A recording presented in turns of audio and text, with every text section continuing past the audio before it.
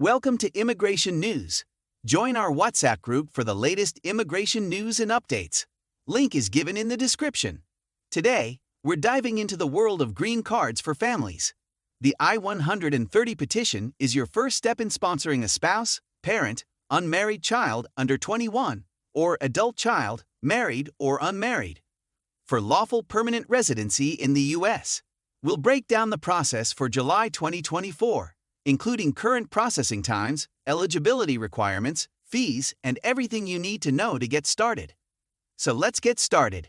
Who can file for whom? As a U.S. citizen or lawful permanent resident, you can sponsor your immediate family members. This includes your spouse, unmarried children under 21, and parents.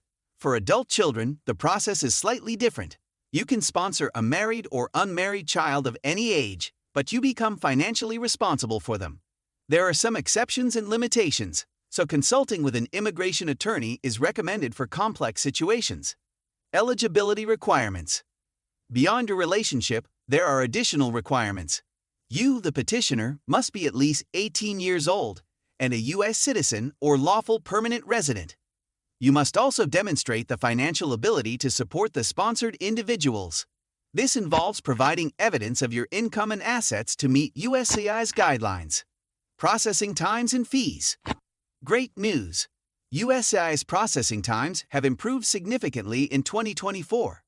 While they can vary depending on your specific case and workload at the service center, you can expect a faster timeline compared to recent years.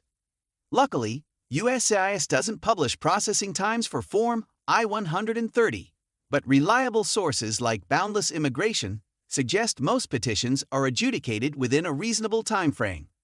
The current filing fee for Form I-130 is $575. There are additional fees associated with background checks and biometrics later in the green card process. Required documents.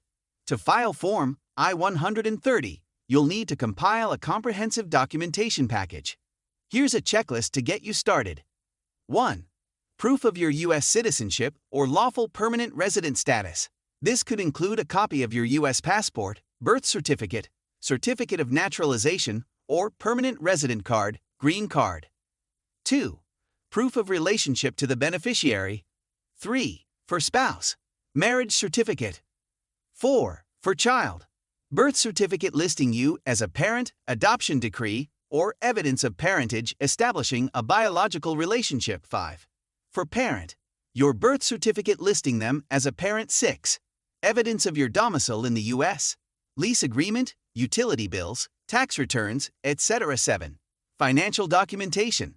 Tax returns for the past few years, pay stubs, W-2s, bank statements, anything that demonstrates your ability to financially support the sponsored individuals.